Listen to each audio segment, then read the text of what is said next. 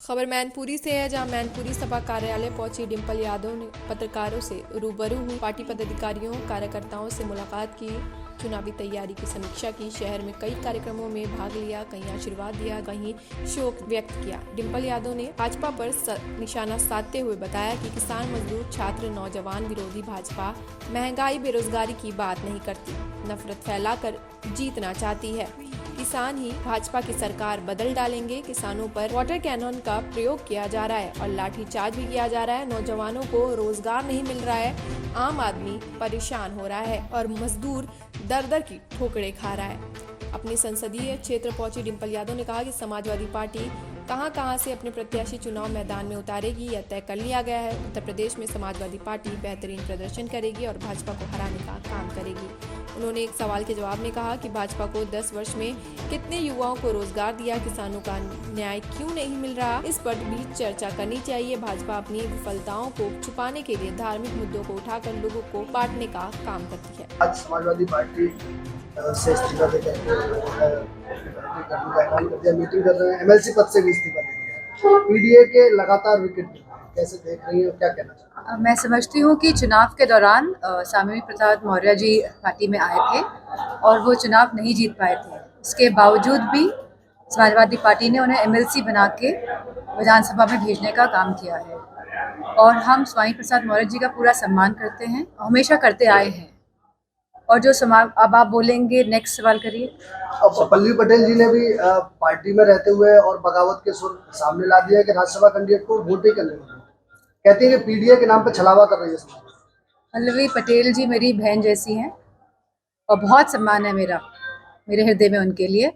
और समाजवादी पार्टी के सिंबल से पल्लवी पटेल जी लड़ी थी और जीती थी। हम चाहते थे कि पल्लवी पटेल की जो माता जी हैं वो भी समाजवादी पार्टी से जीते और वो भी सदन तक पहुँचे, विधानसभा।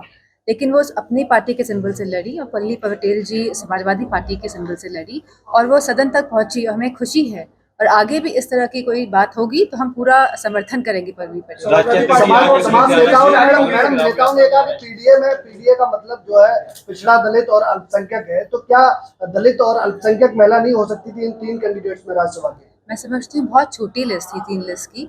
और आपने अब जो कल लिस्ट जारी हुई है, आप उस लिस्ट की बात नहीं कर रहे हैं। जो लोकसभा की लिस्ट जारी हुई आप उसकी बात करिए। आप कहाँ छोटी छोटी बातें पढ़ते हैं। समाजवादी पार्टी ने हमेशा नेताजी के समय से पीडीए की बात करी है, पीडीए के लोगों को आगे लेके आए हैं। और समाजवादी पार्टी की जो विचारधारा है वो यह नहीं है कि पीडीए तक ही सीमित है।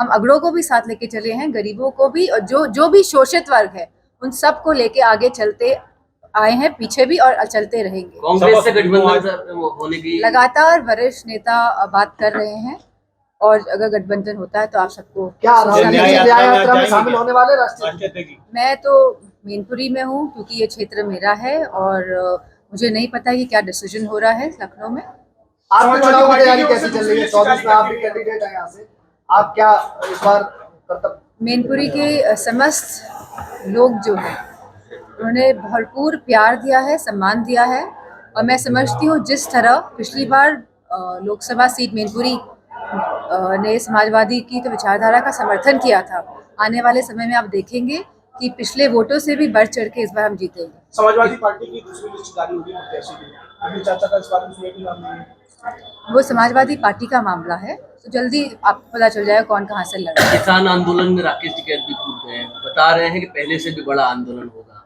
विपक्षी यानी सत्ता पक्ष के लोग ये कह रहे हैं कि आप लोगों का षड्यंत्र के तहत ये किया जा रहा है। ऐसा कुछ नहीं है। हम सभी जानते हैं कि किसान पूरे जो हिंदुस्तान का परेशान है और इतनी बड़ी संख्या में अगर किसान निकल के बाहर आ रहे हैं और उसमें असलों का इस्तेमाल हो रहा है, रबर बुलेट्स का इस्तेमाल हो रहा है और इस तरह के सोनिक, हम लोग सुनने में आया है कि वेपन्स का भी इस्तेमाल किया जाएगा जिससे कि उनकी हियरिंग एड जा सकती है, मतलब सुनने की शक्ति और क्षमता जो हो सकती है उसको नुकसान पहुंच सकता है।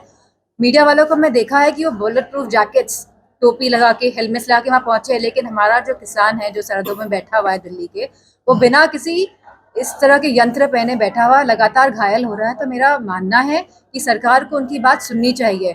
2000 जब उत्तर प्रदेश में चुनाव हो रहे थे तब 3 कानून वापस लिए गए थे और यह सरकार ऐसी ही है, चुनाव के हिसाब से ही अपने फैसले करती आई है और करती रहेगी।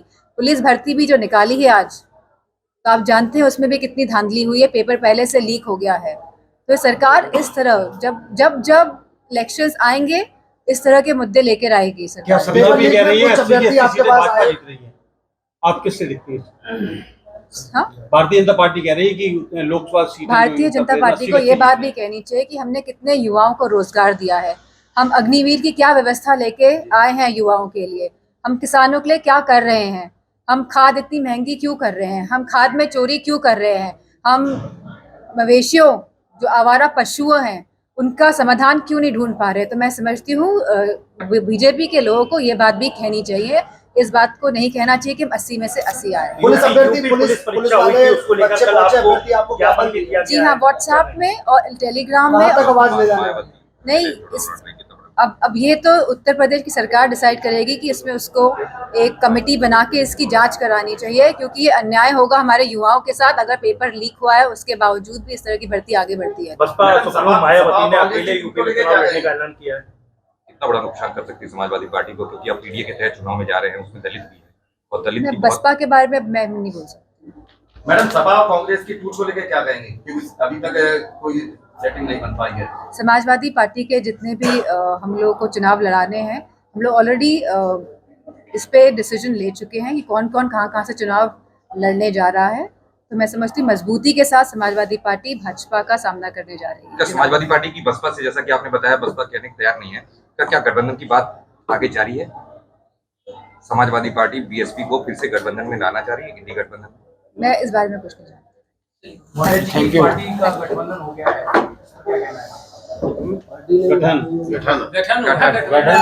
मैनपुरी से आमिर अली की रिपोर्ट, TV1 इंडिया न्यूज।